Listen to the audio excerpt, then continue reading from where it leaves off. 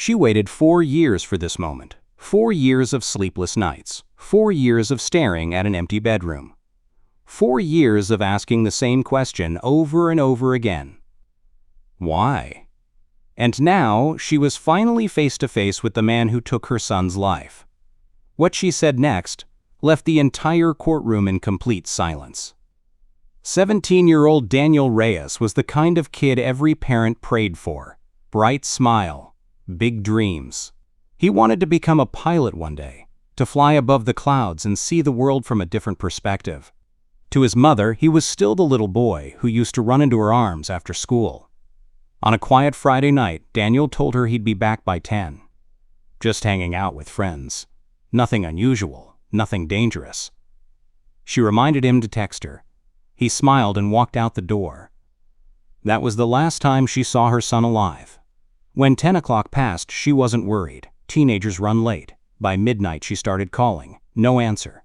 By 2 a.m., panic began to settle in her chest like a weight she couldn't lift.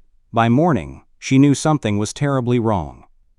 Police found Daniel's car abandoned near a wooded area just outside town.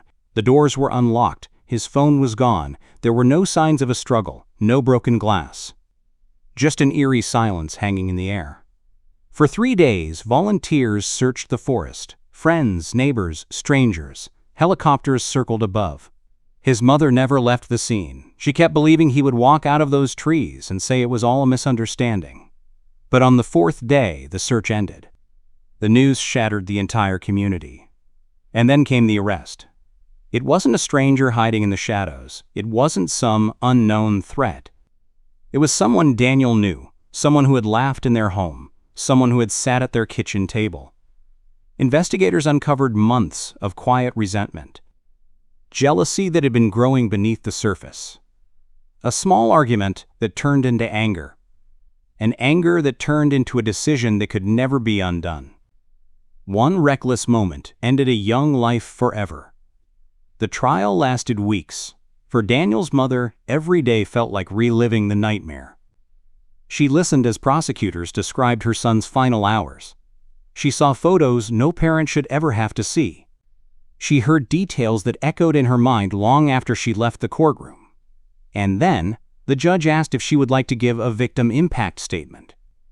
She stood up slowly. The room felt heavy. Every eye was on her. The man responsible sat only a few feet away. She didn't cry. She didn't yell. She simply looked at him.